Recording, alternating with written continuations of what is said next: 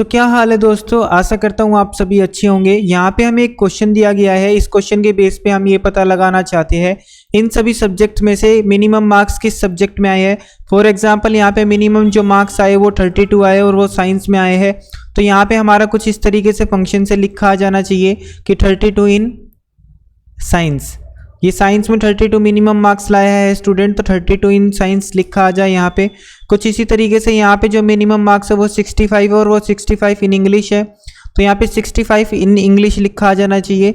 तो चलिए देख लेते हैं इस फंक्शन को हम किस तरीके से अप्लाई करेंगे।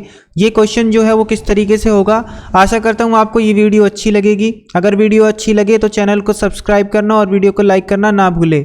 सो इस क्वेश्चन को करने के लिए हमें सबसे पहले एक कंडीशन का यूज़ करना होगा कि इक्वल इफ की कंडीशन हम यहाँ पे लगाएंगे और यहाँ पे क्वेश्चन में लॉजिकल टेस्ट में हम देंगे अगर मिनिमम मार्क्स जो है स्टूडेंट के, ये जो मिनिमम मार्क्स है स्टूडेंट के, अगर वो इक्वल है इस वाली वैल्यू के, अगर जो मिनिमम मार्क्स है स्टूडेंट के वो इक्वल है 75 के, अगर ऐसा होता है तो मिनिमम मार्क्स जो है बच्चे के वो तो निकल ही जाए। ओके, उसके बाद यहाँ पे एंड उसके साथ लिखा आ जाए ये मिनिमम मार्क्स किस में है, ये इन हिंदी है तो हिंदी लिखा आ जाए उसके साथ। तो यहाँ पे इसको इस तरीके से समझिए कि हमने सबसे पहले एक लॉजिकल टेस्ट दिया। लॉजिकल टेस्ट में हमने बोला, एक कंडीशन लगाई कि अगर मिनिमम मार्क्स जो है स्टूडेंट के वो इक्वल होते हैं C2 के इक्वल होते हैं, 75 के इक्वल होते हैं। अगर ऐसा होता है तो यहाँ पे जो है ट्रू वैल्यू में हम क्या चाहते हैं, ट्रू वैल्यू में ये लिखा आ जाना चाहिए कि मिनिमम मार्क्स तो आ ही जाए, कोमा के बाद ट्रू वैल्यू हमारी स्टार्ट हो रही है। तो यहाँ पे हम ये दिखाना चाहते हैं कि मिनिमम मार्क्स तो लिखे ही आए बच्चे के, और साथ में उसके साथ लिखा आना चाहिए इन हिंदी। तो अगर यहाँ पे मिनिमम मार्क्स होंगे हिंदी के अंदर बच्चे के तो यहाँ पे ये वाली कंडीशन अप्लाई हो जाएगी। उसके अलावा अगर यहाँ पे मिनिमम मार्क्स हिंदी के नहीं होते हैं बच्चे के तो मैं दोबारा से एक कंडीशन देता हूँ, इफ मिनिमम मार्क्स जो है बच्चे के,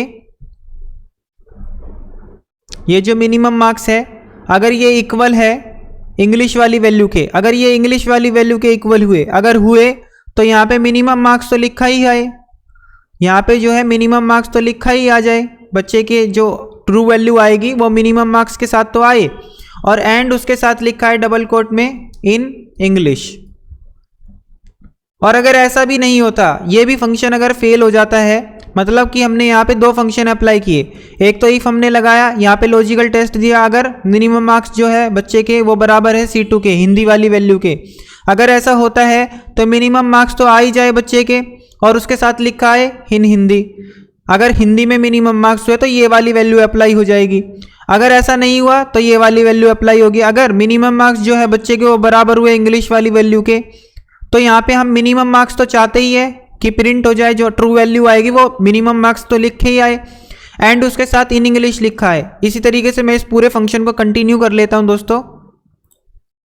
सो दोस्तों यहाँ पे मैंने 5 बार इफ़ का फंक्शन अप्लाई किया है। 5 बार इफ़ का फंक्शन लगाने के रीज़न यही है कि हमारे पास 5 सब्जेक्ट्स थे और हर एक सब्जेक्ट्स के लिए मैंने अलग से कंडीशन लगाई है कि अगर जो मिनिमम मार्क्स हैं हमारे वो इक्वल हुए हिंदी के तो हम हिंदी वाली वैल्यू चाहते हैं, और साथ में इसी तरीके से मैंने इंग्लिश के लिए, मैथ्स के लिए, साइंस के लिए, SST के लिए, सबके लिए मैंने एक अलग से इफ़ का फंक्शन लगाया है। तो ये जो फंक्शन था वो नेस्टेड इफ़ के साथ मिन का फंक्शन हमने यूज़ किया है। सो आई होप आपको ये वीडियो अच्छी लगी होगी। अगर आपको ये चीज़ समझ में नहीं आई तो आप कमेंट बॉक्स में आप मेंशन कर सकते हैं, मैं इसके लिए अलग से एक सेपरेट वीडियो दोबारा से बना दूंगा।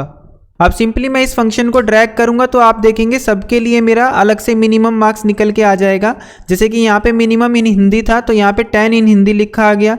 इसी तरीके से सभी सब्जेक्ट्स का जो मिनिमम है वो निकल के आ गया और सब्जेक्ट का नाम भी साथ में लिखा आ गया।